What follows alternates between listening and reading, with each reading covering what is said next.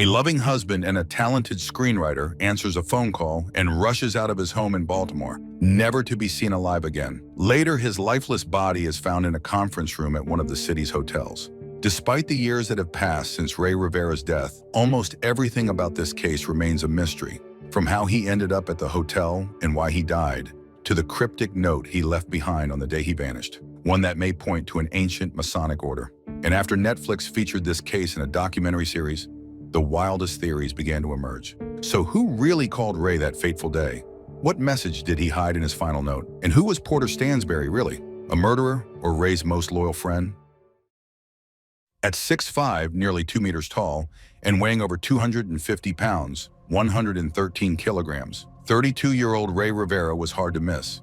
Young, attractive, and incredibly talented, he was a dream man to many, but to Allison Jones, he was a soulmate. An inspired writer, a gifted screenwriter, and a romantic at heart, he moved to Baltimore just to buy his beloved an engagement ring. I truly believe he was my soulmate. He was the guy I saw in my dreams. I can't exactly explain what drew me to him, but that's how it was, says Allison. Ray and Allison met at a bar in Los Angeles in 2000 and started dating soon after.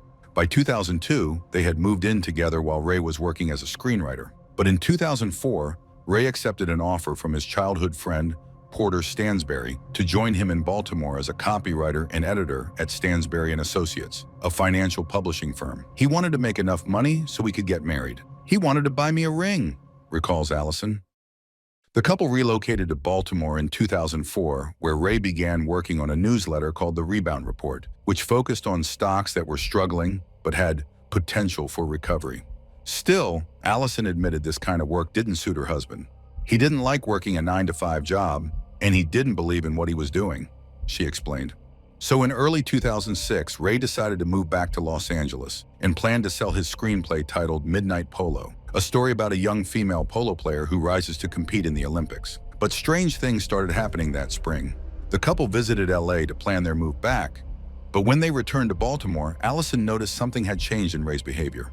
He became anxious, an unusual trait for someone normally so confident. That's when it all started, Allison recalled. He began going everywhere with me.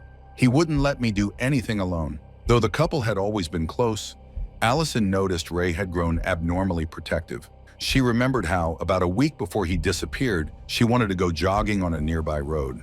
Ray insisted on going with her. I told him, Ray, it's fine, but he still wanted to come, she said. While she ran and he sat nearby reading, a man appeared. Allison recalled that Ray looked terrified. Although the mysterious man left without incident, she said her husband's face was filled with fear. Then a few nights later, their home alarm went off. Ray jumped out of bed in a panic. When Allison found him in the basement, she saw something in his eyes she had never seen before, pure fear. The alarm triggered again the following night, and once again Ray was shaken. After Ray's body was found, Allison told police about what she believed were possible break-in attempts, but detectives told her the alarm may have been set off by squirrels. They came a week later and dusted the doorstep for prints, Allison said, but they told me it was probably just a squirrel. She wasn't convinced. You'd have to push the door for the alarm to go off. I don't think a squirrel could have done that. Despite this strange behavior, Ray never told his wife what was bothering him, if anything truly was. On the day Ray disappeared, May 16th, things weren't normal either. Allison was headed on a business trip to Richmond, and she remembered Ray was working on a video project for Stansberry, a freelance job he had taken after leaving his full-time position. At some point that day, Ray left the house with his keys, phone, $20, and a credit card tucked into the pocket of his shorts. He left in a rush, without saying a word to the family friend who was staying with them at the time. Allison Rivera never saw her husband alive again. After about a week of frantic searching and growing media attention, Ray's car was found in a parking lot near the Belvedere Hotel. Just hours later, a former colleague noticed a hole in the roof of the second-floor conference room, a discovery that led police to Ray's body. Ray Rivera's body was found in a locked conference room inside the Belvedere Hotel. A hole in the ceiling and his injuries suggested he had fallen from the top of the hotel, 14 stories above, and crashed through the lower roof. After her husband's disappearance, Allison checked Ray's office. There, she found a small note taped to his computer. She immediately recognized it had been written the day he went missing because she discovered torn scraps of it in the trash. The FBI deemed the note highly unusual, but concluded that it was not a suicide note. It was addressed to brothers and sisters and referenced a well-played game. The note mentioned several already deceased people, including actor Christopher Reeve and director Stanley Kubrick. It also contained a long list of people Ray knew, some family, some friends, and included a strange request to make them and himself 5 years younger. Allison found it odd that other important names were missing from the list. What was even more intriguing was how the note introduced the idea of Freemasonry into the case. Its opening and closing lines contained cryptic phrases associated with Masonic rituals. Curious, Allison searched one of the sentences online, and the results pointed directly to Freemasonry. Rivera's family and friends claimed his interest in the Masons came from their reputation for secrecy. But according to media reports, his fascination ran deeper. It was revealed that Ray had spoken with a Maryland Mason about joining the order. Just days before his disappearance, he had been reading a book titled The Builders about the Masonic order. And on the day he vanished, he bought Freemasons for Dummies at a local bookstore. Ever since Netflix aired an episode on Ray's case, amateur sleuths have been captivated by the mystery.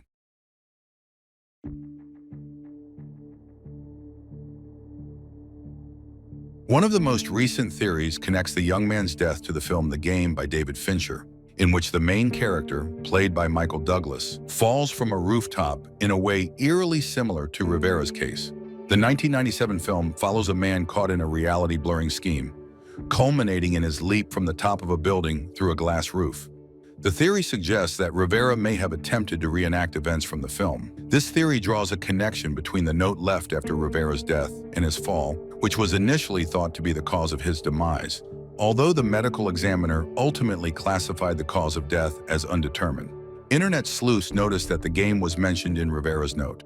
However, the note also referenced the Freemasons, family friends, as well as films, television shows, and books that Rivera enjoyed. The theory gained so much traction that one of the show's producers, Terry Muir, addressed it publicly. "I talked to Allison Rivera about it," Muir said. "She spent a lot of time with that note, as did the FBI, trying to determine if it contained any clues. She doesn't find the movie, The Game, relevant at all. She told me I know where every part of that note came from. What I don't understand is why they were all combined into this single letter. If Allison can't figure it out and the FBI can't figure it out, I'm not going to pretend I can."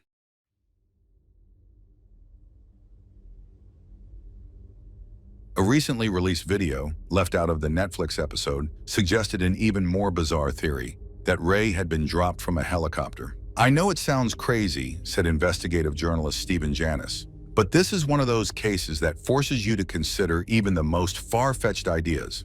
We don't have solid evidence, but given the hole in the roof and the fact that no one saw him enter the building, he had to get there somehow."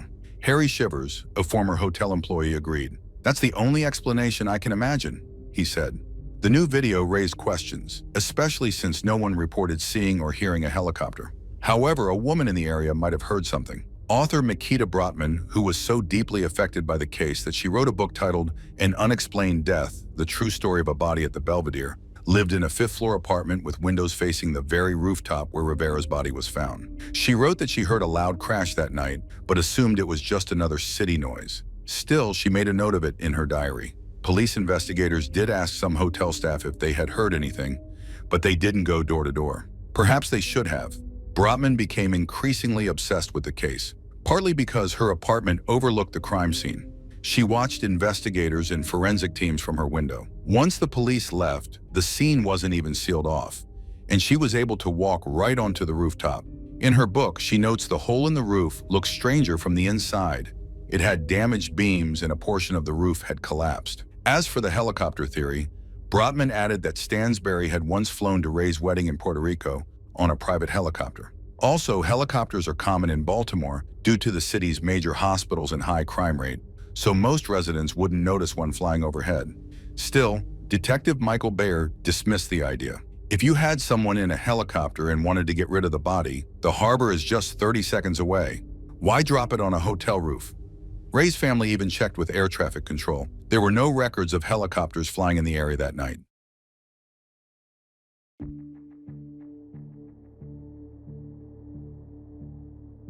Skeptics, including professional detectives, also questioned whether Ray could have physically made the jump through the roof. There were 3 possible launch points: The main rooftop, 14 stories high, the parking garage, or the 11th floor ledge. The first two were either too far or too high to be feasible. Engineers estimated that in order to reach the hole from the rooftop, Ray would have had to sprint at 11 to 15 miles per hour, 17 and 24 kilometers per h, and push himself outward with perfect precision to travel the required 45 feet, about 14 meters.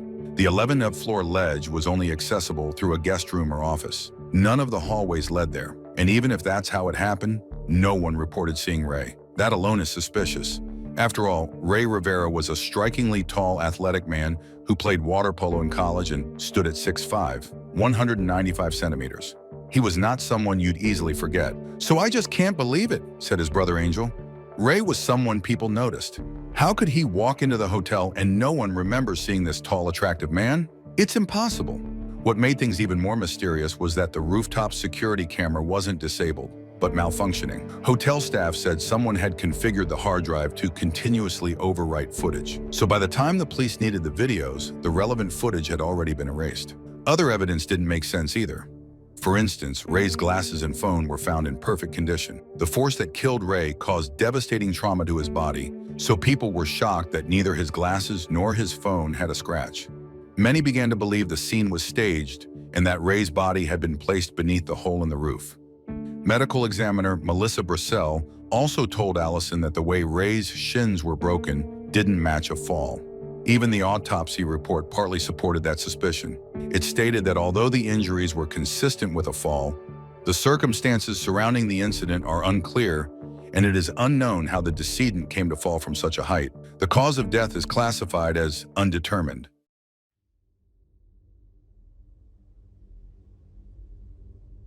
Another major theory involves Ray's work for Agora Inc., which included the Porter Stansberry Company. Ray wrote investment newsletters predicting stocks that would soon rise. But according to media reports, he was unhappy with the job.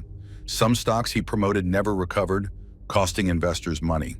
Even before Ray was hired, Stansberry's company had already been under investigation.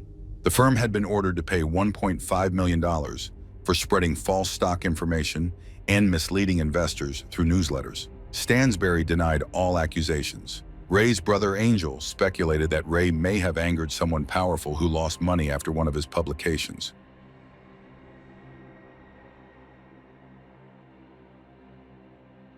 Porter Stansberry, born in 1970, was Ray's childhood friend and a known financial writer and publisher. Although their life paths diverged, Porter didn't want to lose their friendship. He convinced Ray to move to Baltimore with Allison to join his company. Today, Porter still lives in Baltimore and remains the founder of Stansberry Research. He also edits the online magazine American Consequences, launched in 2017. In the Netflix documentary, Porter was never directly accused, but viewers were strongly led to suspect that he knew more than he was saying. The night Ray disappeared, he had answered a call from work, but the caller's identity couldn't be traced because it came through a switchboard. The show also claimed Stansberry issued a gag order to his staff, preventing them from speaking officially about Ray. Lastly, Porter refused to comment publicly and directed all media inquiries to his legal team. This silence made people suspicious. Only in 2020 did Stansberry finally speak up. He called the Netflix show misleading. "The reason I never commented publicly," he said, "is because I never believed there was a mystery surrounding Ray's death. He insisted he had done everything he could to help. It's horrible. You can't imagine what it's like to tell people I had nothing to do with my friend's death."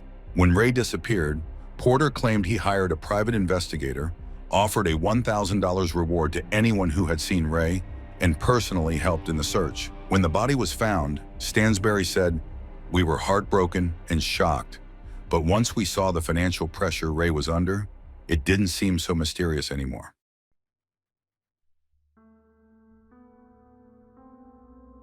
One Reddit user suggested an unusual theory. Ray's death was an accident. According to this version, on the evening of May 16, 2006, Ray exited All Bar through the back and walked toward a side stairwell leading to North Charles Street.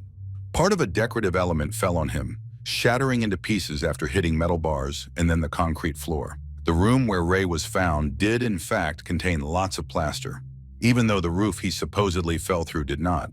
Ray's phone and glasses were completely undamaged, even though the fall was from 46 meters, about 150 feet.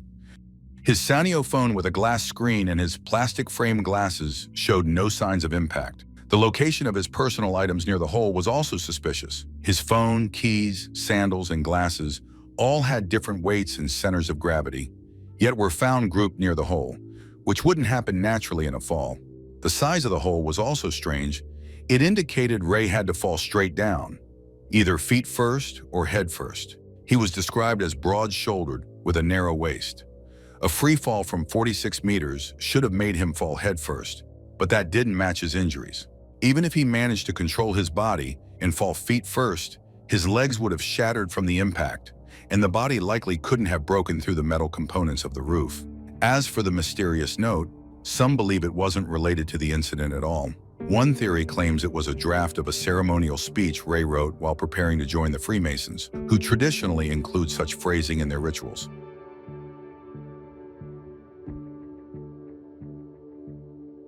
If that wasn't enough, there's more. Terry Dunn Muir, a producer of the Netflix series, revealed that someone had shown excessive interest in Ray's computers after police took them. When Allison went to the station to retrieve Ray's computer, a detective told her someone had called multiple times, insisting on getting access to the machines. The level of interest in Ray's technology deeply disturbed Allison. And then there was the coin. After Ray's body was found, investigators discovered a small coin in his pocket. Allison had once gifted him the coin. She found it on a business trip, and it had a heart cut out of the center. "Whenever you need me," she told him, "just hold the coin and you'll know I'm near." He usually kept it in a bowl on his nightstand, but on that day, it was in his pocket. Why? Did Ray sense something terrible might happen that day? Did he know someone was after him, but didn't know how to protect himself?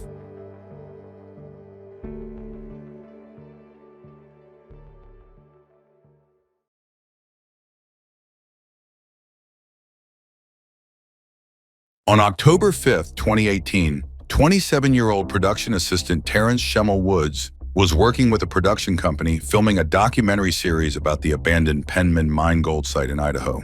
As the crew was wrapping up for the day and packing up equipment, Terrence suddenly jumped off a cliff and bolted into the dense forest, shocking the entire team. Before anyone could react, Terrence vanished without a trace.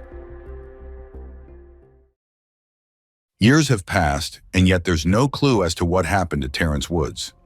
Why did he suddenly run down a steep slope into the forest, risking his life? What is the film crew hiding? The same team that left Idaho immediately after Terrence's disappearance. Why did Woods want to cut his work trip short and return home weeks ahead of schedule? And what exactly did he take out of the car right before he suddenly sprinted into the woods? Terrence Schemmel Woods Jr. was born in Capitol Heights, Maryland, where he lived with his parents and 3 other siblings. After graduating from the University of Maryland, he moved to the UK and attended Richmond University in London. By the age of 26, Terrence had traveled the world, working with production teams in some of the most remote corners of the globe.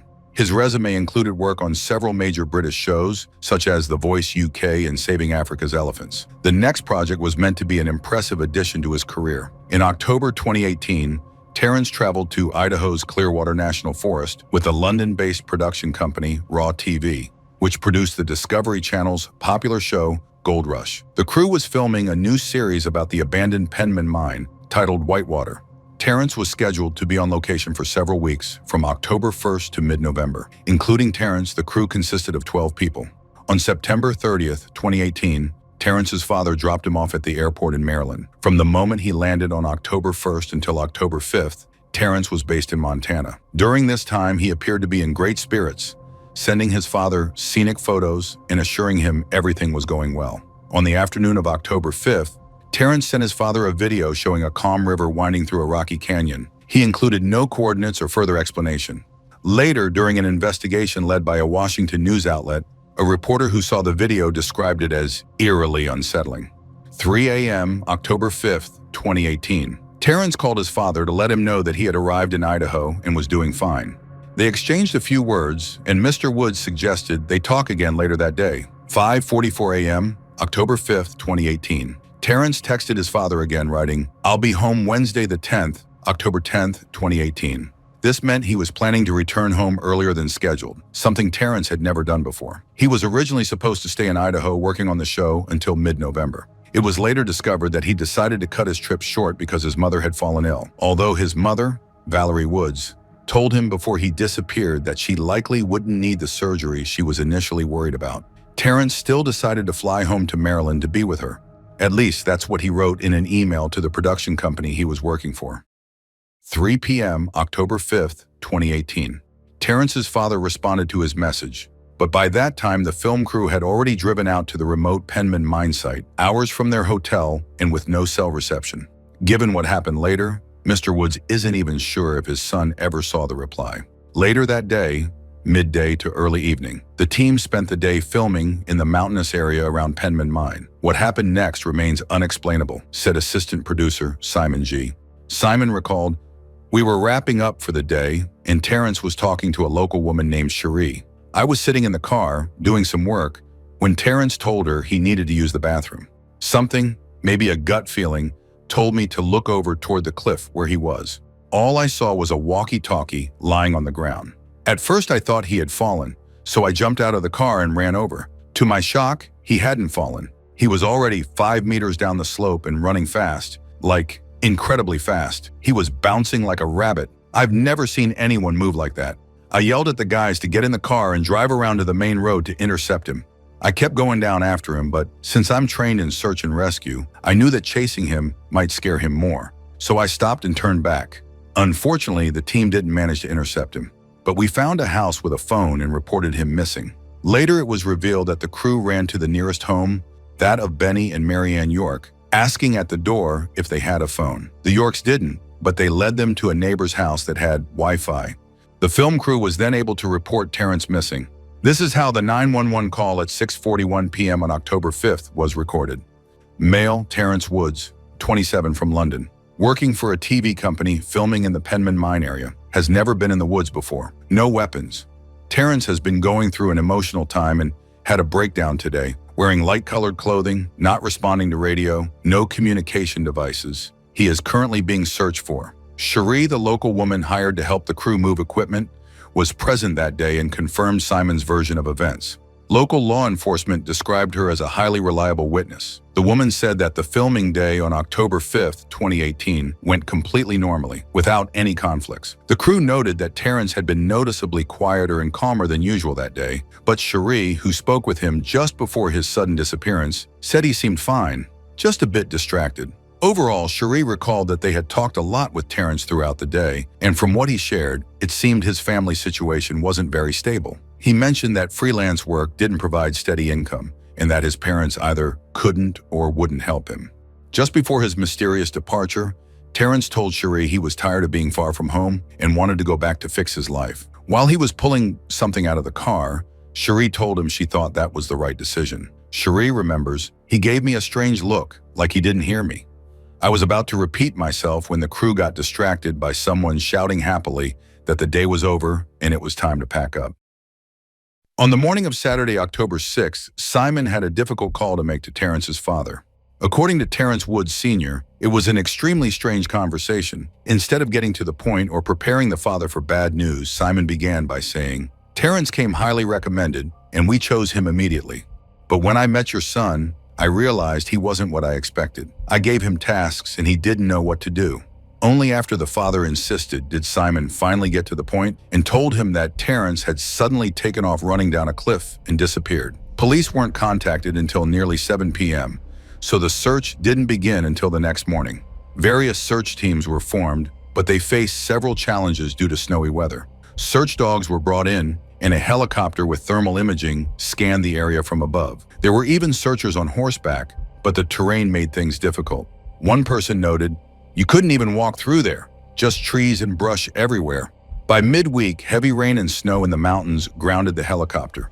Terrence's parents, Valerie and Terrence Woods Sr., flew to Idaho to help with the search and began distributing flyers. After 7 days, the search area was expanded because no trace of Terrence had been found. At one point, law enforcement visited Terrence's hotel room to confirm it was still locked. However, crew members had already entered his room to retrieve some of his clothing for scent-tracking dogs. Inside, they found suitcases packed for his planned return home and a jacket lying on the bed. Everything seemed perfectly ordinary. The only slightly odd detail was that the curtains had been pulled extremely tightly shut, though that could have meant nothing. Police also found Terrence's journal, where he had written about a big reset and a desire to change his life. However, officers said the handwriting was barely legible and ultimately gave the journal to his parents. In addition, Terrence had left behind a backpack at the filming location. Inside the bag were camera cases, batteries, markers, over-the-counter painkillers, hand cream, an iPhone charger, a 3-inch folding knife, and a stun gun. Based on the contents, it appeared that Terrence had his phone with him when he ran into the woods. However, according to media reports, police never requested Terrence's phone records or checked his internet search history or activity on his computer. In both cases, it would have been necessary to go to a judge and obtain a warrant, which would require proof that a crime had been committed or that Terrence was in danger. But the police had already decided that Terrence chose to disappear voluntarily. At least that's the conclusion one might draw from an interview with the sheriff.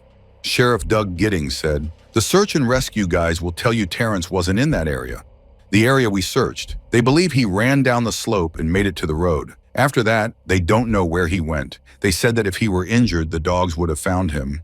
However, another officer was shocked Terrence could have made it out of that terrain at all. Most of the forest floor was covered in fallen pine trees, thick trunks that had collapsed year after year. The officer described it like trying to walk across a giant game of pickup sticks, where the logs were so big your feet never touched the ground. Search teams found no footprints in the fresh snow and no indication that Terrence had ever been there. Police were convinced that if he had suffered an accident or been the victim of a crime, scent dogs would have found him, or evidence of a suspect. But they didn't. Terrence vanished without a trace. What made this case even more disturbing was that another person disappeared from the same area around the same time, also without a trace. 76-year-old Connie Johnson. In October 2018, Connie Marie Johnson was working as a cook for Ritchie Outfitters, a hunting camp based in Salmon, Idaho, in the remote wilderness near Big Fog Mountain, close to Big Rock and Grangeville. The area was so remote it was only accessible by foot or horseback, but Connie was no stranger to such conditions. She had previously worked as a U.S. Forest Service ranger at the Moose Creek Ranger Station. She was also a member of the Selway Bitterroot Foundation, often leading wilderness groups through the region. Her friends said Connie had extensive survival skills and always knew what to do in extreme situations. She was last seen on October 2, 2018, when a group of hunters left the camp. According to Sheriff Giddings, the next day the hunters couldn't make radio contact with Connie. Either the signal was weak or something else prevented clear communication. But her words were unintelligible. When they returned to camp on October 5th, both Connie and her dog, Ace, were gone. Just like in Terrence's case, search teams combed the forest using dogs and a helicopter equipped with infrared sensors. Chris Adkins, a former co-worker, said, "It's just impossible to believe. This wasn't her first trip. She spent the last 25 years of her life in the backcountry doing ranger work. If there's anyone with the skills to survive out there, it's Connie." But no trace of Connie was ever found, and the official search ended on October the 16th. Then 3 weeks later, her dog Ace showed up at the Moose Creek Ranger Station, nearly 15 miles, 24 kilometers from the hunting camp, alone. He was hungry but otherwise okay. He was fed, examined, and search teams tried to use him to lead them back into the wilderness, but the attempt failed. What happened to Connie and Terrence in October 2018? Given Connie's vast experience, especially in that exact wilderness area, she was well prepared to survive. Did she fall? Was there an accident? Or did something far more sinister happen? And what made Terrence run into the forest like he had seen something, never to return? There are a few theories about what might have happened, but not a single one can tie all the pieces together. It was very cold that October night. This might have contributed to the young man's death. Many people have heard of the strange phenomenon where, in the final stages of extreme hypothermia, a person begins to remove their clothing as if they're suddenly overheating, a reaction known as paradoxical undressing. But one of the most common challenges in finding someone lost in the forest during cold conditions is a lesser-known physiological response called terminal burrowing. As the body shuts down, a freezing person will often try to dig into the ground or wedge themselves into tight, hidden spaces, as if instinctively searching for shelter. This behavior can make it nearly impossible to find them, even when searchers are very close. Penman Mine is located in the Oro Grande area, which is part of the vast Clearwater National Forest. The forest spans over 9,000 square kilometers and consists of 4 separate regions of untouched wilderness. The forested mountains are home to gray wolves, raccoons, moose, black bears, coyotes, mountain lions, and many other wild animals. Benny York confirmed that he had indeed seen mountain lion tracks in the snow near the Penman mine area. However, if Terrence had suddenly become afraid of wild animals, why would he leave all of his gear, including any weapons, in his backpack and run straight into the dense forest, where the chance of encountering a wild predator was even higher? This brings us back to the central question: why did he start running at all? Perhaps his parents hold the key to understanding that. Believe that their son's disappearance was connected to how he was treated by the film crew, and they're not convinced the production company provided them with the full truth about what really happened. The family remains skeptical of the claim that their son could have sprinted down such a steep, rugged slope as found in that area. You're telling me that my son, who weighs around 110 pounds, ran down that hill without tripping, falling, or injuring himself? You didn't find a single drop of blood, not a shred of clothing, and he ran so fast no one could catch him? Terrence's father asked incredulously. Sheriff Giddings admitted that the father's reasoning made sense, but pointed out that other crew members also chased after Terrence and weren't seriously hurt. Something criminal happened, and they're covering it up, Terrence's father declared. My son saw or heard something he didn't agree with, and he wanted to leave. The Woods family also felt that the crew did very little to help search for their son, aside from booking the parents' plane tickets to Idaho. They recalled that only Simon G. met them on site, even though they had been told the entire crew would be there to support them. Despite repeated attempts to get the names of all the crew members so they could speak with each one individually and hear their version of events, the family was denied access to that information since this was not a criminal investigation and no one was obligated to disclose any identities. What made things feel even stranger for the Woods family was how some crew members reportedly described Terrence as mentally unstable, something that completely contradicted his personality. That's complete nonsense, said Cassandra Hall Alexander, a friend and former colleague. I worked with Terrence for 6 months on a TV production. He always exceeded expectations and never once showed any signs of mental distress. Later, Simon claimed the crew never actually said those words, suggesting the cameraman may have misheard something, but the damage had already been done and the family was left with deep suspicion. Another detail that raised red flags. The film crew rented 2 vehicles from a local car rental agency, yet only returned 1. Still, law enforcement dismissed the family's doubts, maintaining that there was no evidence of a crime or of any mistreatment toward Terrence. They want to believe the company is hiding something, but we didn't find anything to support that, said Sheriff Giddings. He added that Terrence had seemed a bit different from the rest of the crew. He joined the production last, and there were some concerns about his behavior, but nothing serious enough to blow out of proportion like the parents have. We confirmed that he felt uncomfortable, and some of his colleagues felt uncomfortable around him. However, this version of events directly contradicts the testimony of a local woman named Cherie, who was present on the final day of filming. She said everything had seemed fine. The crew was talking, laughing, having lunch together, and Terrence didn't seem gloomy or disturbed. She did note that he seemed somewhat distracted. For example, when asked to pass some camera lenses that were right in front of him, he struggled to find them, almost as if his mind was elsewhere all day. Still, Cherie emphasized that the crew was keeping an eye on him and made sure he was okay. After Terrence suddenly bolted into the woods, Simon quickly organized a search effort, splitting the crew into 2 teams, one to search for Terrence and the other to locate a phone and call the police. He even instructed everyone not to call out Terrence's name, fearing it might scare him even more. Cherie recalls that Simon stayed on the phone all day, without sleep or rest, trying to coordinate efforts to find Terrence. Police believe that Terrence chose to disappear on his own. Sheriff Giddings said the 2 key witnesses were Sherry and Simon, and both of them told the exact same story. Terrence suddenly, without saying a word, ran down the slope and didn't stop when others from the crew tried to chase after him. Some speculated that Terrence may have suffered from altitude sickness, the inability to adapt to low oxygen levels at higher elevations, and ran downhill in a panic. But as the sheriff rightly points out, even if he made it to the road, where he could have caught his breath and gathered his thoughts, Terrence never stopped at a single house to ask for help. This is difficult terrain with a lot of mines. Anything can happen, but we looked for him, Giddings said. The mention of mines is no accident. The area is riddled with abandoned mine shafts and deep ventilation holes, which locals know well.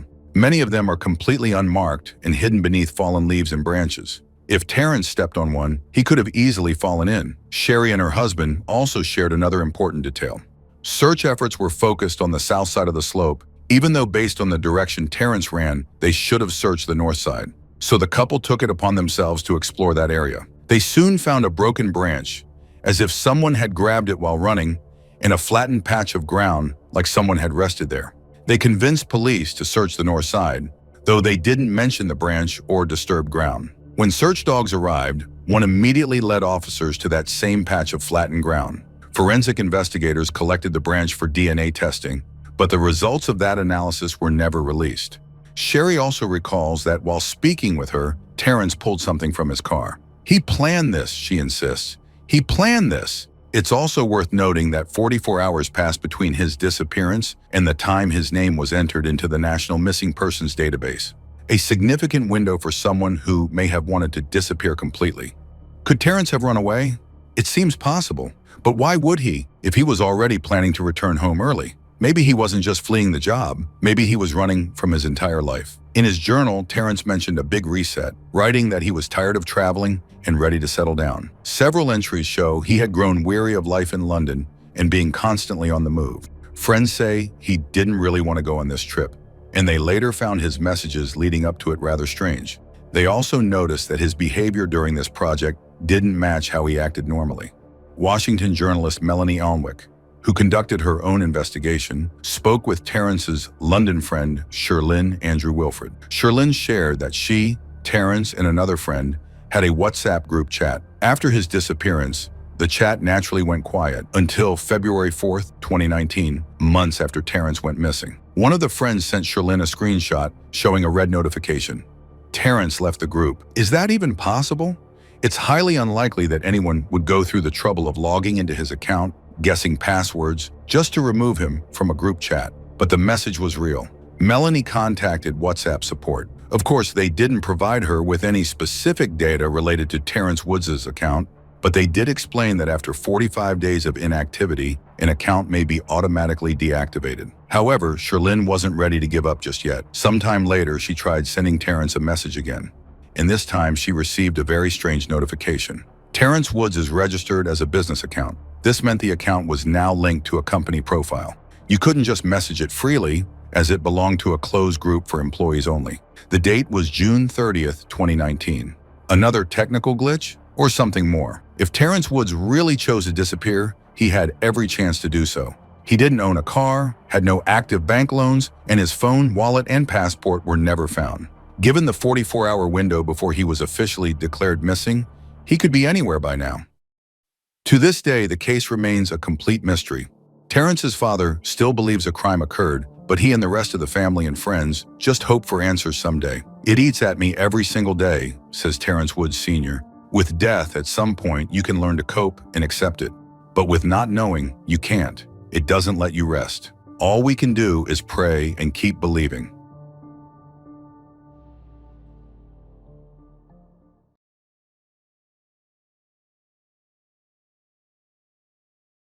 It's been 30 years since 15-year-old Kipling Davis never came home from school, leaving all her personal belongings in her locker.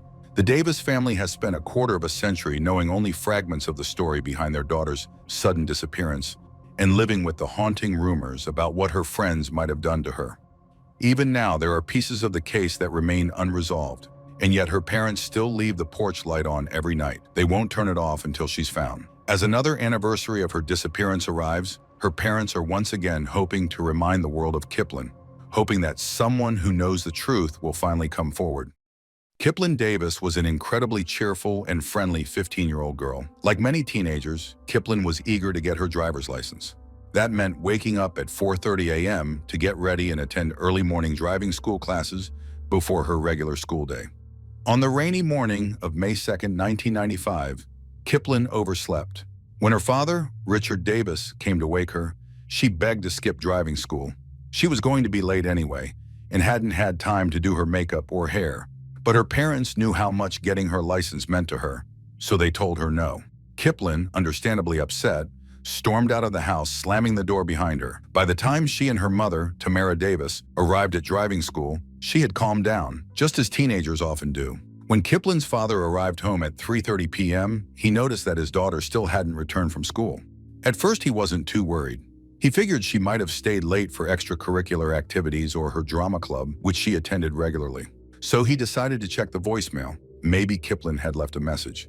But to his surprise, there was a message from the school. They informed him that Kiplin had missed her last 2 classes of the day. This shocked her parents. It was completely out of character. Kiplin always called if she was going to be late. The whole family used the phone regularly, and not knowing where she was felt very unusual. Still, thinking back to the argument that morning, they wondered if Kiplin might have been acting out in frustration. But when she still hadn't come home by 5 p.m., panic started to set in. They began calling her friends. Most of them said they last saw Kiplin during lunch at school, but no one had seen her afterward, and she hadn't told anyone she planned on skipping class. By 7 p.m., her parents drove to the school, but there was no sign of Kiplin. Then they tried the church, where she was a devoted member of the congregation. Again, nothing. Finally, Richard and Tamara made the call to police. But given the morning argument and the skipped classes, officers assumed Kiplin had simply run away. That left her parents with no choice but to begin searching for their daughter on their own. They called all of Kiplin's friends again and asked them to reach out to other classmates. Maybe someone had seen her at school. And then, unexpectedly, they got a lead from a boy named Eli, who went to school with Kiplin. Eli said he saw Kiplin during lunch, talking with a guy, Christopher Neil Jepson. He knew they were acquaintances through drama club. Still, Eli admitted he never liked Chris much, saying he just gave off a bad vibe. What Eli didn't know, though, was that Kiplin's parents had already come across Chris's name. In their desperate search for answers, they'd found Kiplin's diary, and in it, a recent entry described how she felt butterflies after hugging and kissing Chris. She seemed infatuated. The problem? Kiplin wasn't allowed to date until she turned 16. Seeing that diary entry, her parents suspected she might be secretly seeing Chris and could even be hiding out at his house, so they drove there. But only Chris's sister was home. She told them she hadn't seen Kiplin and that Chris was likely still at school. Apparently, he often stayed late in the drama room, adjusting lights, prepping the stage, or just hanging out with friends. Sometimes he stayed as late as 10 p.m. Kiplin's parents rushed to the school, but by the time they arrived, it was already past 10. The doors were locked and the parking lot was empty. Something felt off. Not only was Kiplin missing, but now Chris was nowhere to be found either. They returned to his house, now past midnight, and noticed more cars parked outside. One of them belonged to David Rucker Leifson, another student who had once asked Kiplin on a date. That meant 2 boys who had shown romantic interest in her were together, the same night she vanished. Despite the suspicions, Kiplin's parents didn't want to disturb the family in the middle of the night, so they went home. The next day, both police and Kiplin's parents began questioning more students, hoping for any clue. Meanwhile, detectives interviewed Chris. He remained calm and cooperative. Yes, he had spoken with Kiplin at lunch, but said he didn't know what she did afterward. He claimed to have been in the drama room until 11 p.m., hanging out with 2 other boys, David Rucker Leifson and Timmy Brent Olsen. They played football, listened to music. Just a typical night, he said. Chris even had a key to the room, so they often stayed late. Police followed up with the other boys, and both of them backed up Chris's story, word for word. With no evidence to the contrary, officers let them go and began looking elsewhere. And eventually, they found another suspect. There was another student from Spanish Fork High School who caught the investigators' attention, Brandon. On the very day Kiplin disappeared, Brandon had asked her out on a date, and she had said yes. But later that day around lunchtime, he told Kiplin he had a girlfriend who had found out about the date and was furious. Because of that, Brandon had to cancel their plans. Then something unusual came to light. Brandon had also missed the same last 2 classes of the day, just like Kiplin. Naturally, the police wondered whether the 2 had skipped class together, despite his girlfriend's anger. But Brandon had an explanation. He claimed that after canceling their date, he felt guilty and tried to find Kiplin at school to apologize. When he couldn't locate her, he realized he was already late for class and decided not to go at all. Instead, he drove home. On the way, he said, he got a flat tire, something he claimed his friend could verify. But when police spoke to that friend, he denied everything. He said Brandon never had car trouble, and he definitely didn't help him fix a flat tire that day. The inconsistency raised red flags, but the police couldn't do much. There were no solid leads, No evidence of a crime, no witnesses who could say for certain what had happened. Some people in Spanish Fork claimed they saw Kipling in a car on Main Street later that day, but those sightings were never verified. Meanwhile, all of Kipling's personal belongings, her bag, makeup, retainers, and school books, were still sitting untouched in her locker. And as time passed, chilling rumors began to spread that Kipling's final resting place might be somewhere deep in Spanish Fork Canyon. A year after Kipling's disappearance, something unexpected happened. Chris showed up at the Davis family's doorstep. He told Kipling's father that he needed to get something off his chest. Richard Davis's heart sank. He thought Chris was finally going to confess something terrible, but all the boy said was, "I didn't do anything to Kipling." To Richard, it didn't make sense. Why would someone go out of their way to say something so vague and pointless? Unless they were hiding something? He pressed Chris for more answers, growing more intense with each question. Maybe too intense. Chris abruptly left without saying anything more. Still, the whole exchange was bizarre enough for Mr. Davis to contact the police. Investigators decided to re-examine the boy's original alibi and brought up the idea of a polygraph test. That was when Tim Olson cracked. He offered a brand new version of what had happened the day Kipling vanished. According to him, after lunch, he, Kipling, and Rucker had gone to the canyon. At some point, Kipling and Rucker split off together, leaving Tim behind. Only Rucker came back. Detectives were encouraged. They felt they were finally closing in on the truth.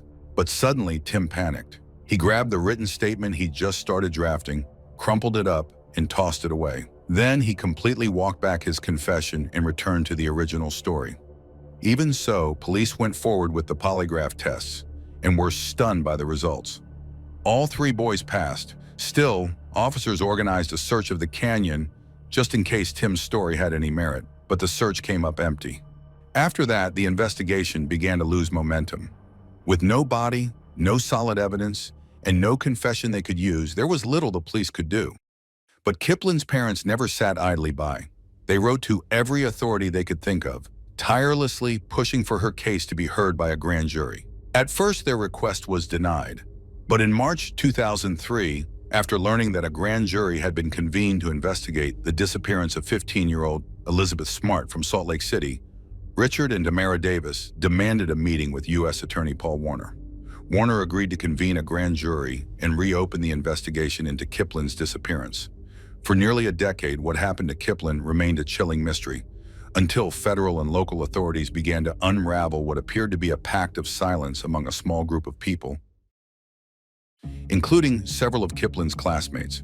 Chris, Rucker, Tim, and two other young men, Scott Brunson and Gary Blackmore, were charged with perjury. All but Blackmore had gone to school with Kipling. Each of the five had lied under oath to the grand jury about what they knew the day Kipling vanished. When news of the perjury charges broke, the community began turning against the young men. Multiple witnesses came forward with disturbing stories, accounts of the boys allegedly making chilling admissions about what happened to Kipling. One of the most unsettling came from Chris's own wife. She described watching a movie with him when she jokingly asked, "What's the worst thing you've ever done?" She said Chris looked her dead in the eyes and replied, "What if I told you I killed Kipling Davis?" He quickly brushed it off as a joke, but she could never quite shake the feeling that maybe it wasn't. Around the same time, investigators discovered something shocking. Rucker had reportedly shown up at Tim's house and threatened him, warned him not to ever bring up his name in connection with Kipling again. And perhaps the biggest revelation of all, the night Kipling disappeared, the school auditorium where the boys claimed to have been hanging out, changing light bulbs and playing football, wasn't even available. A choir concert had taken place that night. There was simply no way the boys could have been there doing what they said. How that detail slipped through the cracks in the early days of the investigation remains a haunting question to this day. But regardless, charges were brought against Chris and Tim. That was enough for Tim, who decided to confess, though not completely. He said that he, Kipling, and another boy went to the canyon. Kipling and the other person, whose name Tim refused to reveal, walked a bit farther ahead. Tim assumed they wanted a moment of privacy, but when they didn't return after 10 minutes, he went to look for them. When he caught up, he claimed to have seen that the other boy had killed Kipling, and that Tim had to help him hide her body. Essentially, this story was nearly word for word what he had previously tried to tell police, back when he named Rucker. But this time he was adamant about not revealing the killer's name or where Kiplin's body had been hidden. Despite Tim's confession, it didn't clarify the case. It only raised more questions. Was he admitting to a lesser crime to avoid a first-degree murder charge? Was he truly a witness who helped move the body? Or had he committed the murder himself and invented the second person? Or was he taking the fall for reasons known only to him? If he was protecting someone, that person must have been very important to him. And why was Tim so determined not to reveal the location of the girl's body? Could it be because, if found and analyzed, the body would reveal something horrific that the boys had done to her? After all, a whole group of people participated, at the very least, in lying and covering up the crime. That makes it all the more baffling that none of them accepted a plea deal in exchange for revealing the truth and the location of her remains. Deals that would have been extremely favorable. In any case, murder charges, intentional or otherwise, were never brought against the person who allegedly killed Kiplin because Tim never named him in court.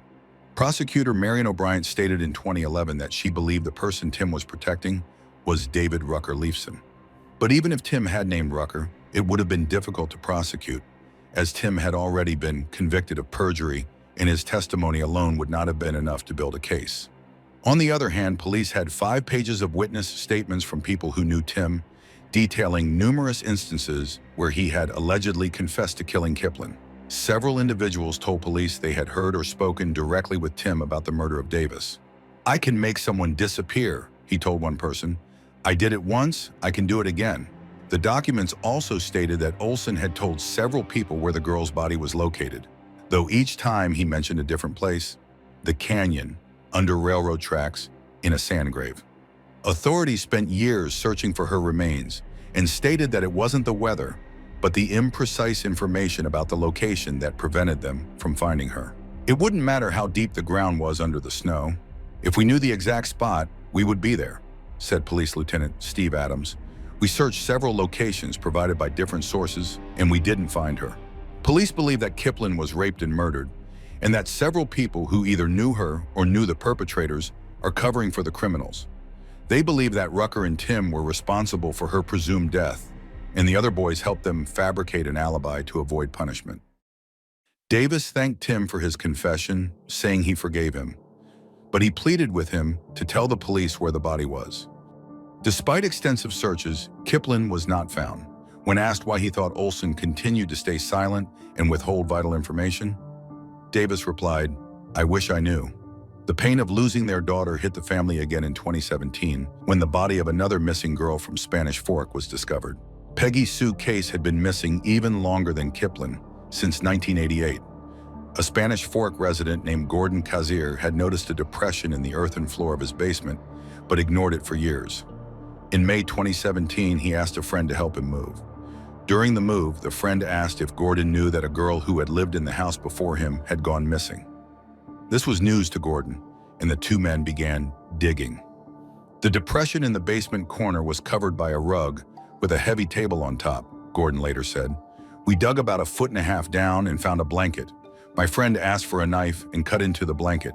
Inside, we found a shocking discovery. A human skull was staring back at us." Michael Kufrin, Peggy Sue Case's boyfriend, was arrested in Illinois and brought back to Utah, where he was charged with her murder. Interestingly, the house was located just 2 blocks from the Davis home. "I drove straight over there and talked to the police," Kiplin's father recalled. "The guy noticed a depression in the floor. That's a miracle. I need a miracle like that. That's what we need." Davis has dedicated over 1/3 of his life to searching for his daughter. For years, he searched canyons, fields, rivers, and ditches, digging anywhere a grave might be hidden. Though the family has never gotten answers, Kiplin's father explains that they no longer care about trials or charges. All they want is to bring their daughter home. "It feels like she's suffering, like she's cold," he said, describing what it's like not knowing where she is. Although Kiplin's family still keeps the porch light on, they no longer hope that she will one day walk through the door. She was officially declared deceased on May 2nd, 1995.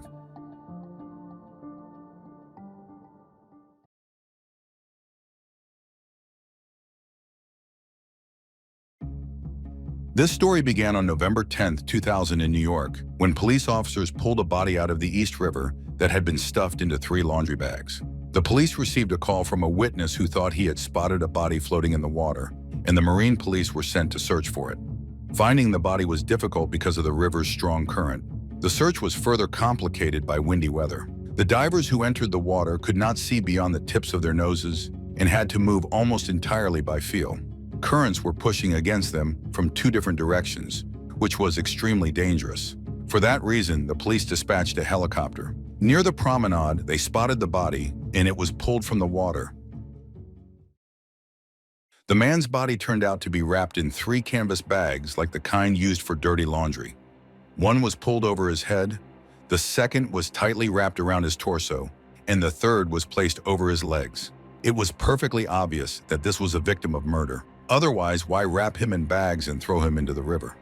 The medical examiner carefully opened the top bag and saw the man's face. It appeared that he was slightly over 50, but that was all that could be said because the body was badly decomposed.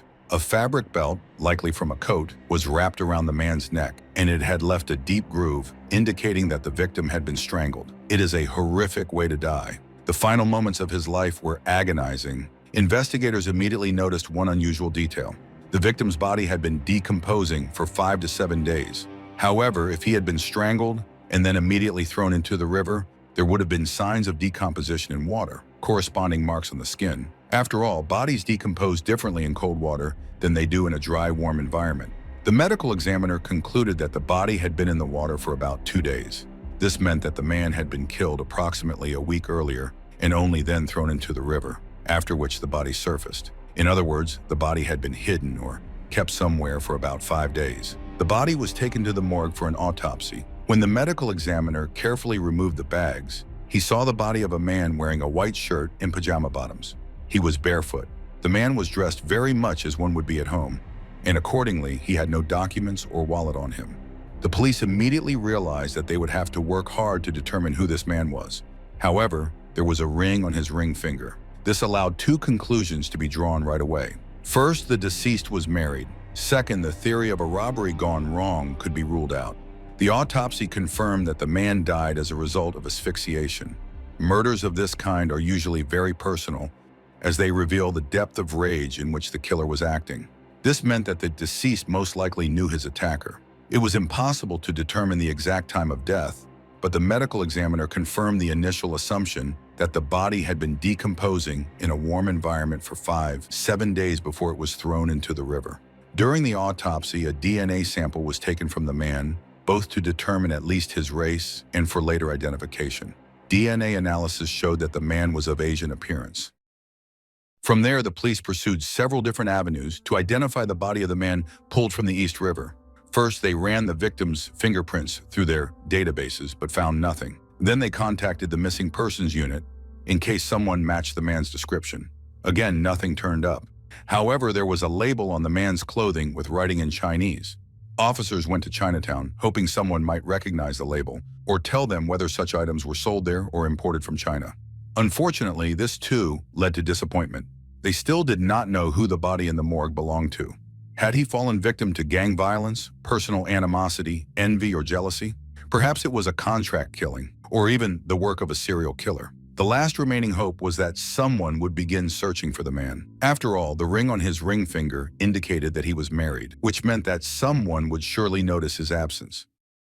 In this, they turned out to be right. 5 days after the body was discovered, a young woman named Teresa contacted the missing persons unit. Her father, mother, and younger sister had gone missing. Since the woman was of Asian appearance, detectives assumed that this might be the man whose body was lying in the morgue. So as not to shock her, they first asked her to identify the man by his clothing. A white shirt and pajama bottoms. Teresa recognized the clothes as her father's. She was then taken to the morgue where she confirmed that the deceased was indeed her father. His name was Stephen Leung. However, this raised a new question. Where were her mother, 40-year-old Chilin Leung, and her 17-year-old sister, Connie Leung? The police feared that something terrible might have happened to them as well. Were they alive? Had they been kidnapped? Was the perpetrator planning to kill them too? A race against time began to find them. The detectives hurried to gather all the information they could from Teresa. She told them that her parents, Chilin and Stephen, had moved to New York from Hong Kong sometime around 1970.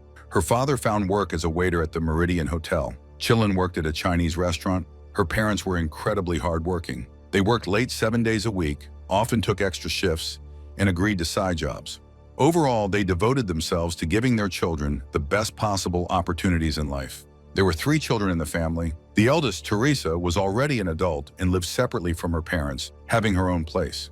Her younger brother, Frederick, also known as Frederick or simply Fred, was a student. 19-year-old Fred lived with his parents. For the most part, however, he was left to his own devices since Chillin and Stephen were always at work. At the same time, he had never been a problem child. Even at 19, he seemed like a quiet, well-mannered young man. He was not the type to start fights or pick arguments. Essentially, his main passion was skateboarding, and in his free time away from university, he relaxed with friends and rode his board. As for Teresa and Fred's younger sister Connie, she was 17 years old. She was still in school and was an excellent student. She had top grades and was expected to go on to medical school. In other words, her parents' dream was close to being fulfilled. Their youngest daughter, like her older brother and sister, was meant to achieve far more in life. Teresa said that she and her mother spoke on the phone every day, but she had not heard from her mother for several days now. She also knew that 2 days earlier, on Saturday, her sister had missed a scheduled appointment. Connie had been looking for a studio apartment, but she never showed up for the meeting. Teresa became worried, called her brother, and asked where everyone had gone. He replied that he did not know. Teresa decided to contact the police and report all 3 of them missing. What immediately troubled the detectives was the fact that Fred had not been the first to raise the alarm. After all, he should have been the first to notice their absence. How could he not have wondered where they were? Investigators concluded that he might be connected to their disappearance. That meant they needed to speak with the young man and inspect the apartment where the family lived. Fred let the officers in and agreed to answer their questions. The apartment was somewhat cramped as it was filled with all kinds of belongings, but overall nothing immediately caught the officers' attention. Fred repeated what he had told Teresa. He did not know where his parents and sister were. The last person he had seen was Connie. A few days earlier, his sister had told him that their father had taken on extra hours at work and that their mother had found a side job as a nanny. After that, he had not seen anyone in the apartment, including his sister. The police did not understand why he had not told anyone about this or shared any concern, because in fact, he had not been worried about anyone at all. Fred explained that the issue was his parents' astonishing work ethic. In addition, he himself often went out, stayed overnight at friends' places, then came back and left again. Simply put, for this family, for these children, there was nothing unusual about not crossing paths with their parents for an entire week.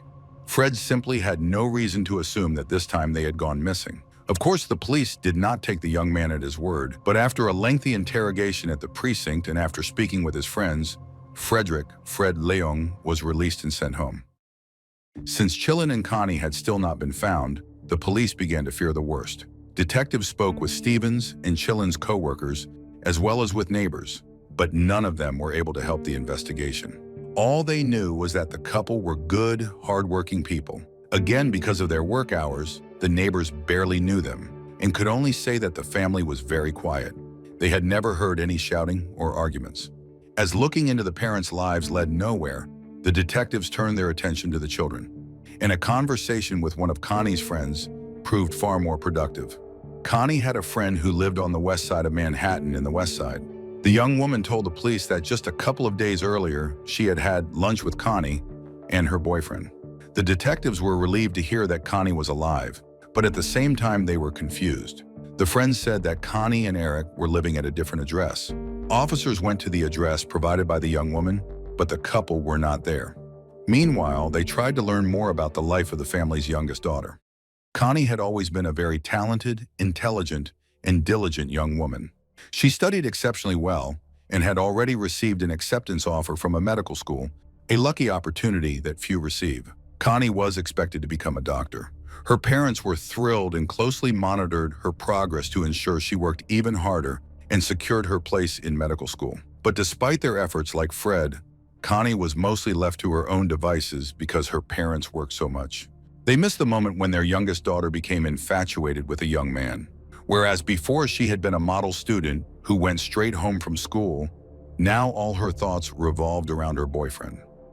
Her academic performance dropped sharply, And at some point, Connie began attending school less frequently, which was very uncharacteristic of her. Connie's boyfriend, Eric Louison, was 3 years older than her. He had attended the same school as she did, but a few years earlier. When the young couple began dating, Eric was neither studying nor working. Evidently, he spent his time negatively influencing Connie, who had gone from being an excellent student to skipping school. It is worth noting that her parents did not want her to be dating anyone at all. They wanted her to focus 100% on her studies. But Eric provoked a particular dislike from them. The police learned that Eric had been kicked out of his own home. Connie's older sister, Teresa, reported that Eric would often sneak into the family apartment and spend a lot of time there. The parents demanded that their daughter break up with her boyfriend, but this only caused further problems in the family. 1 or 2 days before the murder, Stephen Leung had gone to his daughter's school regarding her grades and truancy. He was very displeased with what he learned about Connie's academic performance. Overall, the situation had become quite tense, and investigators began to wonder whether Eric could be capable of killing Stephen and doing something to Chillin. He had never been arrested before and had no prior legal problems. But of course, there is a first time for everything, even for a crime. Meanwhile, the officers waited at the address provided by the friend until a 17-year-old girl and a young man appeared. The police approached, asked the young couple to identify themselves, and they said their names were Connie Leung and Eric Louison. On one hand, the investigators felt relief, seeing that Connie was alive, but at the same time they had many questions. The young couple agreed to speak with them, but it was clear that they were very nervous. The officers did not tell them that Stephen's body had been discovered. They only said that Teresa had reported her parents missing. Connie explained that her parents worked a lot and took on extra jobs, so she saw them very little. The officers asked why they had stopped at the unspecified place. The young people replied that their parents did not approve of their relationship, so they were planning to run away. During the conversation, the police realized that Connie and Eric were hiding something, and that getting answers from them while they clung to each other would be impossible. The couple was taken to the precinct and separated into different rooms for questioning. After that, the interrogation began. Connie was informed that her father's body had been found and was at the morgue, and that Teresa had identified him. The detectives asked whether Connie knew what had happened to them. She told several stories, each more fantastical than the last. According to one of them, her father had been killed by the Chinese mafia, which was extorting money from her parents. They supposedly strangled her parents as soon as they entered the apartment. Then, under threat of death, Connie and Eric were forced to carry the bodies to the water and throw them into the river. The investigators did not believe a single word of the story. Professional executions carried out by the mafia happen completely differently. They do not strangle victims with coat belts, because belts leave evidence that can lead to the killer. A mafia member, if it came to that, would simply fire a bullet and would not make the victim's daughter and her boyfriend dispose of the body. The story even sounded absurd. The detectives told Connie directly that they did not believe her story and suggested she try again, this time to tell the truth. The girl's face showed not a single emotion as she began recounting the events of the evening of November 2nd. In reality, Eric had been living with her for some time in her room in her parents' apartment. Of course, her parents had no idea. Connie had made a bed for Eric under her own. On November 2nd, she went to school, leaving Eric in the apartment in her room. That's when her father found him, and naturally Stephen was upset and angry and ordered Eric to get out of the apartment. To her father, Eric was the reason his daughter might lose her bright future, her education, and her successful medical career. If only he had known at that moment how right he would turn out to be. Eric decided to wait for Connie on the street. He wanted to intercept her before she went home and tell her that her father had seen him. While recounting this to the police, Connie added that she had been afraid her parents would hit her at home. It's worth noting that the investigators found no evidence that Stephen or Chillin had ever harmed their daughter. Connie and Eric discussed what to do next. They were choosing between running away or killing her parents. They leaned toward running away to Japan, where Eric could attend a ninja school. Under the assumption that it would straighten him out, maybe that would have been for the best. But the problem was that Eric did not have a passport. At the same time, according to Eric, he was afraid for Connie and did not want to let her go home. Around 6 o'clock in the evening, they agreed that they would have to do something about Stephen and Chillin.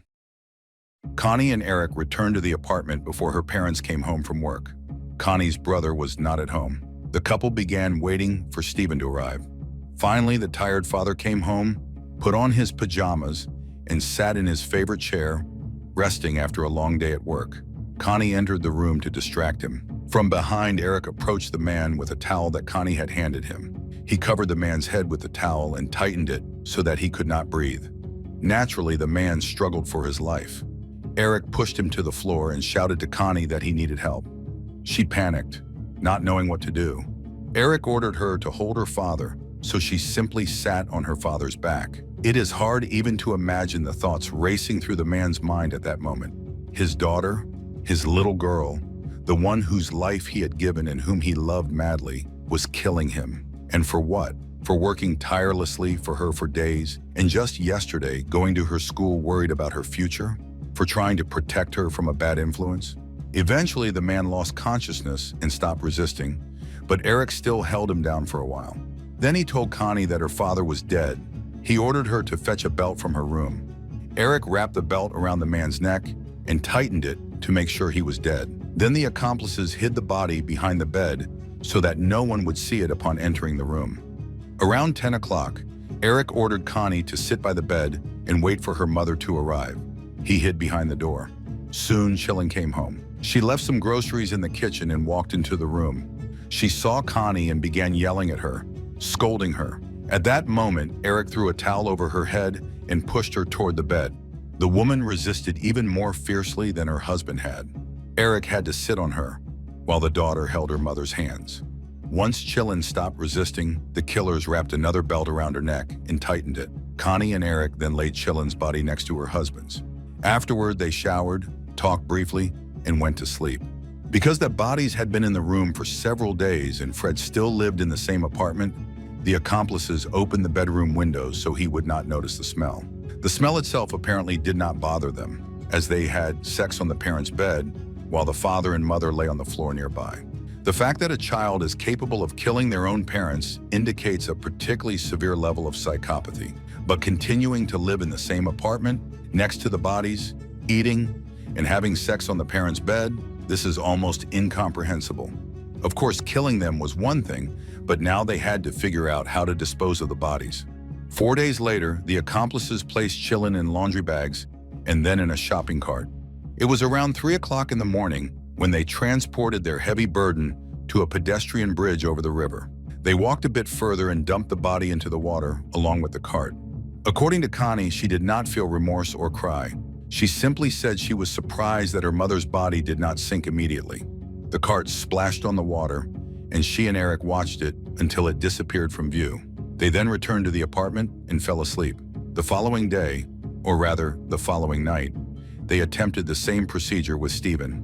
They wrapped him in bags, placed him in a shopping cart, and wheeled him to the river. At some point, the body slipped from the cart. A few days later, it was recovered from the East River. The lovers were charged with the murders of Stephen and Chillin Leung. Their motive was simple and straightforward. They wanted to continue their relationship and, for some reason, decided that murder was the only way. Yet they had clearly given no thought to what would happen afterward. After committing the murders, they still planned to run away. But where could they go if Eric truly had no passport? They had killed their parents and traded away the chance to attend medical school, their future, for a young man whose biggest ambition was to attend a ninja school in Japan. It seems that Connie was not nearly as clever as people had believed. In this story, the tragedy is not only the loss of the parents' lives, but also the suffering inflicted on Fred and Teresa. To discover that your own sister and her boyfriend strangled your mother and father, and then lived with the bodies for nearly a week, Connie and Eric destroyed an entire family. On November 19th, 3 days after their arrest, officers recovered Chillin's body from the river. She was in laundry bags and placed in a shopping cart, exactly as Eric and Connie had described. The defendants pleaded guilty to 2 counts of second-degree murder. They were sentenced to 30 years in prison. However, in 2021, after serving 20 years, Connie was released because she unexpectedly claimed that she had been a victim of domestic abuse by Eric. According to the court's decision, Connie Leung is prohibited from ever contacting her brother or sister. Eric continues to serve his sentence in prison.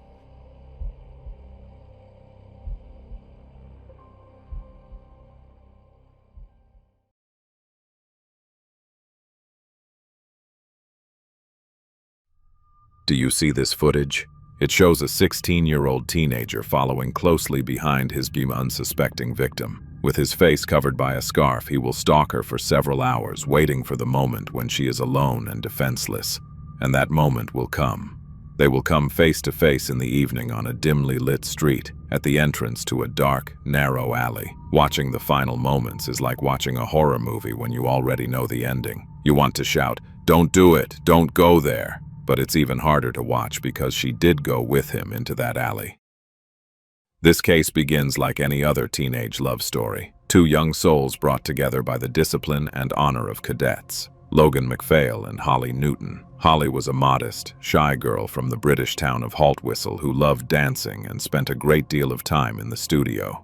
For the sake of her passion, she overcame her shyness and achieved remarkable success, competing in national contests and performing in front of hundreds of spectators.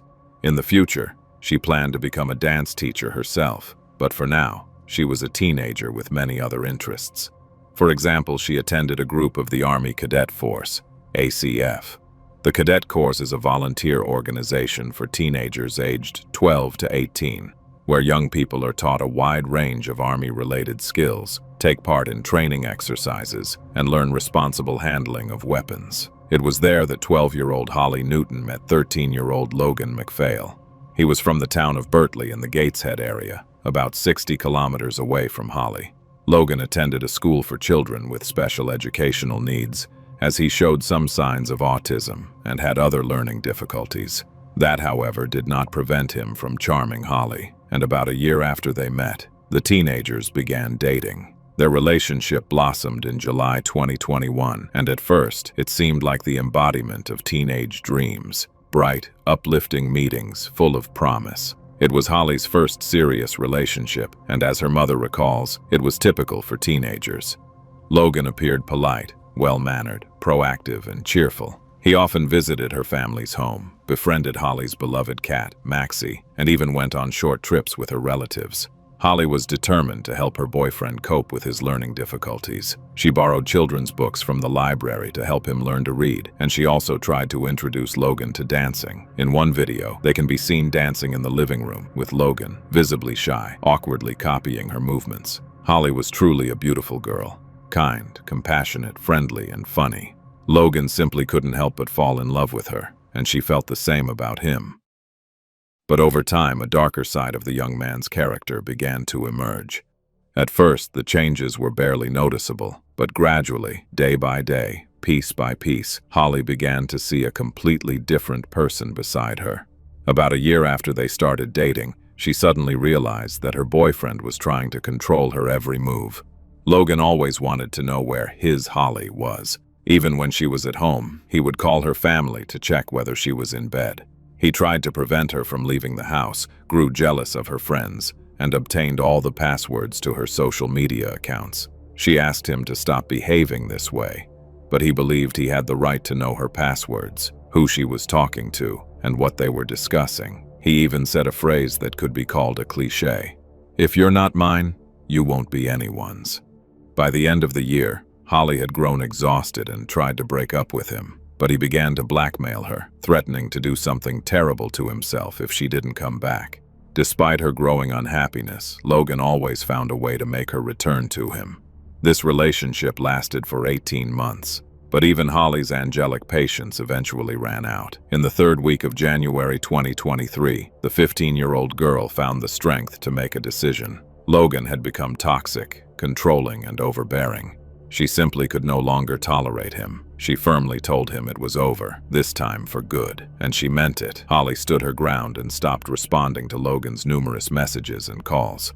When his direct attempts to reach her failed, he tried going through her family and friends, begging them to convince her to come back to him. That didn't work either. That's when his obsession took a darker turn. If Holly wouldn't communicate with him, then, in his mind, she wouldn't communicate with anyone. Using a special app he had long ago installed on her phone, he took full control of her social media, changing passwords, seizing access, and effectively isolating her from the outside world. This was no longer love. It was a display of power, of possession. One can imagine how frustrating this was for a 15-year-old girl who used social media daily. But even then, she didn't give in. Since Holly and Logan lived in different towns about 60 kilometers apart, attended different schools, and Logan didn't yet drive, Holly likely believed her ex-boyfriend would soon forget about her. As the saying goes, out of sight, out of mind. He could harass her with messages, but in general, they had nowhere to run into each other except at the cadet group. However, Logan thought differently. On January 26, 2023, the 16-year-old quietly slipped out of his home in Bertley and boarded a bus heading to Holly's hometown of Haltwhistle, 60 kilometers away. He arrived near her house around 8 in the evening. It was the middle of winter. The streets of the small town were empty and silent, and the air was bitterly cold. But Logan didn't care. His mind was fixed on one goal: to see her. Hiding in the shadows of the trees in a park next to her house, he kept his eyes on the windows, searching for even the slightest chance to catch a glimpse of Holly. The teenager waited outside for hours. Then he tried a trick. Remembering that he had left his PlayStation at Holly's place, he pretended he just wanted to retrieve it. Of course, she had no intention of keeping his console. She replied that she wouldn't come out to meet him in the middle of the night, but was willing to meet the next day in the town center of Hexham. But Logan needed to see her here and now. Upset and desperate, he took the next step. He began bombarding Holly's younger brother with voice messages, dragging him into his obsession. He asked the boy to open a window so he could sneak into the house unnoticed. He pleaded, persuaded, "Come on, just open the window and I'll climb in. Undo the latch so I can get up." Thankfully, Holly's brother refused. Had he let the rage-consumed teenager inside, this could have been a very different story. Interestingly, while everyone was trying to protect Holly from Logan, back in Bertley, Logan's mother was beside herself with worry about her son. She knew he was deeply upset about the breakup and feared for him. He had already done reckless things before. For example, he had recently been found on a railway bridge. It's not hard to guess what thoughts had brought him there. So Logan's family panicked and contacted the police to report him missing. Officers quickly found him wandering in the freezing night in the park near Holly's house. When asked what he was doing there, Logan said he had simply come to retrieve his game console that he had left with his girlfriend. Taking him at his word, the police drove him home. Of course, no one could look into his mind and understand that his obsession was intensifying. And each time he failed to get what he wanted, he came up with a new plan, more extreme and more dangerous than the last. That night, while Logan was trying to persuade the boy to let him into the house, Holly's mother and stepfather, Michaela and Lee, were already asleep. But on the morning of Friday, January 27th, they learned about the young man's outrageous behavior. When Michaela also found out that this had been going on for some time, she was furious. She decided she had had enough, explaining to her daughter that no one had the right to force her into a relationship and that she could end it at any moment. Michaela resolved to take action. After sending the children to school, she called the police. To their credit, the officers took her call seriously. They scheduled a meeting with her for that same day at 4 p.m. Michaela then called her daughter at school to tell her that officers would come by after classes to discuss the situation. However, Holly had plans for that day and was very reluctant to change them. She begged her mother to reschedule the meeting, pleading for a good half hour. She told her that Logan had already ruined so much for her and that it needed to stop. She wanted to go out that afternoon. Reluctantly, Michaela agreed and moved the meeting with the police to later that evening, a decision she would regret for the rest of her life. Because Logan wasn't waiting either, he began to act that very same day, setting his grim final plan into motion. Complaining of feeling unwell, he left school early, got on a bus, and traveled 30 kilometers to Holly's school. Logan didn't rush. He waited. He knew her schedule perfectly, the time it took her to get home from school, the route she usually took. He knew everything about her, and all he had to do now was wait for the perfect moment. Meanwhile, Holly felt uneasy. After Logan's unexpected visit to her home, she couldn't shake the thought that he might be waiting for her outside the school gates. So her friends left the school first and looked around, but there was no sign of her ex-boyfriend. Relieved, Holly then went out for a walk with her friends. Holly didn't want to change her plans because she had arranged to meet a new boy she liked, Alan Lawson. Together with him and a few friends, she headed to the town center of Hexham. There they wandered through shops, laughed, and enjoyed each other's company. In short, they behaved like ordinary teenagers. Eventually, Holly and Alan decided to stop by a pizzeria to grab something to eat, completely unaware of the danger quietly approaching them. While Alan was placing the order, Holly leaned against a bench at a bus stop near the pizzeria. For a brief moment, it seemed like the evening was going peacefully. Then, as if out of nowhere, Logan appeared. He approached Holly. Alan didn't know Logan personally, but when he overheard fragments of a conversation about a PlayStation, he realized who it was.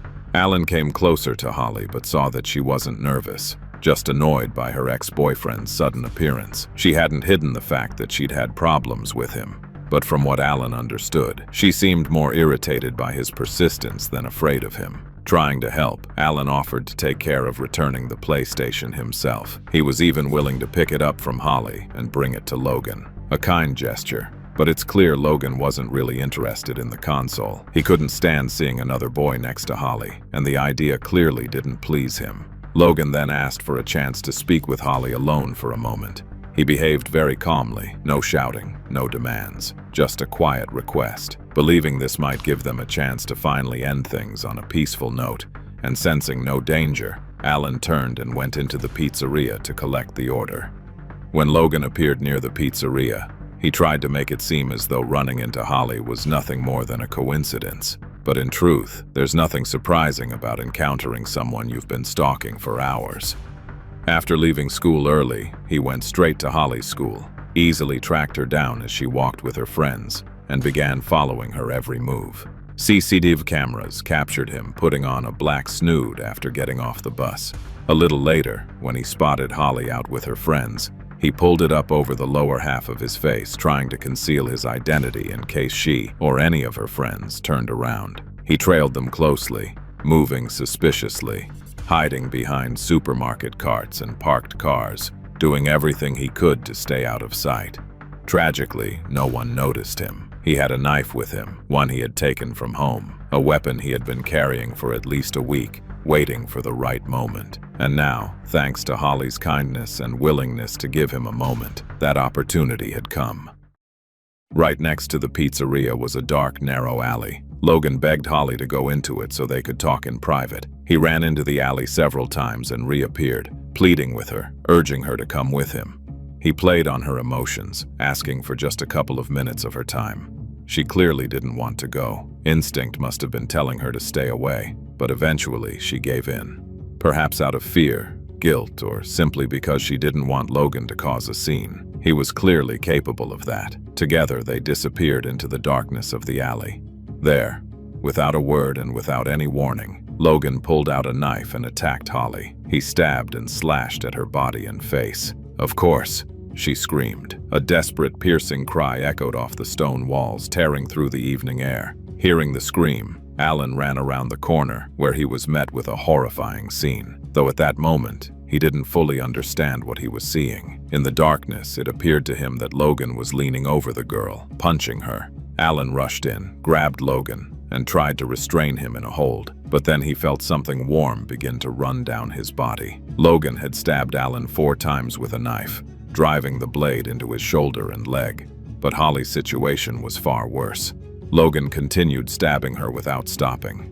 She fought back as best she could, desperately trying to defend herself. But each attempt to protect herself was met with even more violent attacks and further blows. He struck so forcefully that the knife broke, leaving only about a centimeter of blade attached to the handle. Even then, he did not stop, continuing to attack her with what remained of the weapon. In just 1 minute, he inflicted 36 injuries, 12 deep stab wounds, 19 deep cuts, and 5 defensive wounds as Holly desperately tried to shield herself. He targeted her face, neck, and chest, and every blow was a grim confirmation of Logan's clear intent to kill her.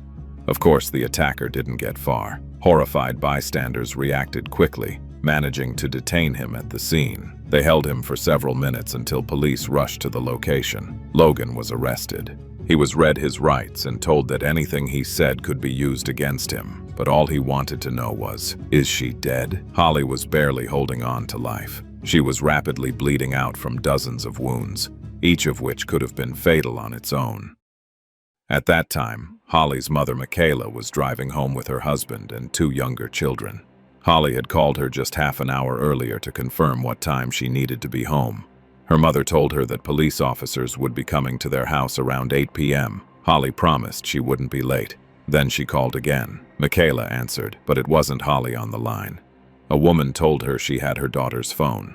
Michaela didn't immediately think anything was wrong. She casually asked, "Oh, where did she leave it? I'll come pick it up. She's useless without it." But the woman replied, "No, you don't understand. She's been attacked with a knife." A scream of horror and pain broke from Michaela as she instantly understood who had done it. She told her husband, who was driving, to get there as fast as possible.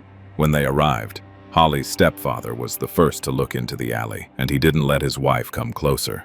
It was enough that he himself would never forget Holly lying in blood, surrounded by medics. Michaela was also not allowed to travel with her daughter in the ambulance. She was in shock, consumed by rage, grief, and fear. Completely overwhelmed, she wanted only to hold her daughter, to pull her close, to tell her everything would be okay. That was all she wanted when they reached the hospital, to hold her child, to kiss her, so Holly would know she wasn't alone. But she wasn't allowed to. Holly died without knowing her mother was there. Michaela was not even permitted to touch her, because by then Holly was no longer only her little girl. She was also evidence. The police and the prosecution needed very little time to gather all the evidence and bring charges against Logan. He was charged with unlawful possession of a bladed weapon, the murder of Holly, and the assault of Alan. Alan, who tried to restrain the attacker, survived by a miracle. If the knife had gone just a centimeter differently, he would have died from blood loss, as the blade would have severed a major artery. The young man spent several days in the hospital, but he survived, though the emotional and physical scars from that night will remain with him for the rest of his life. Although the prosecution was confident in its case, it took more than a year for the trial to begin. This was because the court needed to determine whether Logan was mentally fit to stand trial. He met repeatedly with psychiatrists, pretending not to understand what was going on. However, he eventually let slip that he was faking it because he was afraid of going to court. In the end, experts concluded that while Logan did show some signs of autism, they were mild. Autism can manifest in many different ways, sometimes severely limiting a person's ability to function in society, and sometimes so mildly that it does not significantly affect daily life. In Logan's case, it was the latter. He was also found to have an unusually low IQ, which, unfortunately for him, is not a barrier to prosecution. Logan was sentenced to life imprisonment, with the possibility of parole after just 17 years, a decision that shocked the public as many felt the sentence did not match the severity of his actions. Holly Newton's story is not just the story of a life taken. It is a warning about recognizing the signs of control and manipulation and acting before it is too late. Holly's voice was taken from her, but her story must be heard.